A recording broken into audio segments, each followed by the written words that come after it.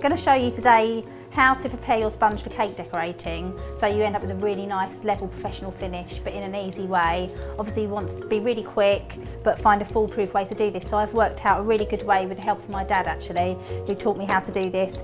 It's a really easy way to achieve a level surface on your sponge before you even start, so it's going to look great. So we are going to line the tin before we bake the sponge and bring the greaseproof paper just about an inch higher than the tin. And then when we fill the cake tin with our cake batter, normally you would have it about halfway, but for this type of cake decorating you want a really high sponge. So just put the cake batter to just under the top edge, fill it up about almost to the top, and that will rise just slightly higher than the tin. You might need to lower the temperature because it's going to take longer to cook. So I've done that. I've managed to achieve my sponge slightly higher than the tin, so that's great. So it's going to allow me to place it back in the tin, and as you can see the sponge is just popping out there, so it's going to give me a nice level surface to cut across on. If for some reason your sponge hasn't risen high enough, don't panic, you can just try another idea here. So as you can see I have another one that hasn't risen quite as much.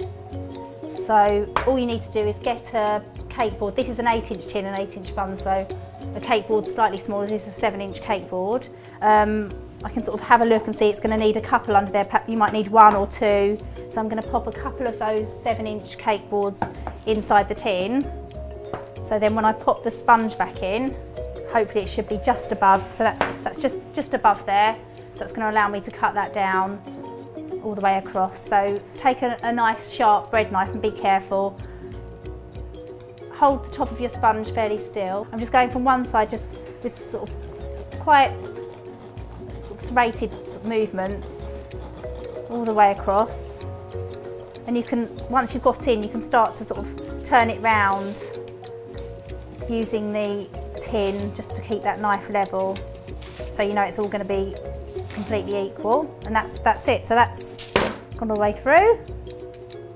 Got your offcuts. I normally have a bowl. You can make things like cake pops and trifles with any offcuts, so don't want to throw those away. So as you can see, that's now completely level. It's going to be a really nice base to start for your cake decorating. So take that out of the tin.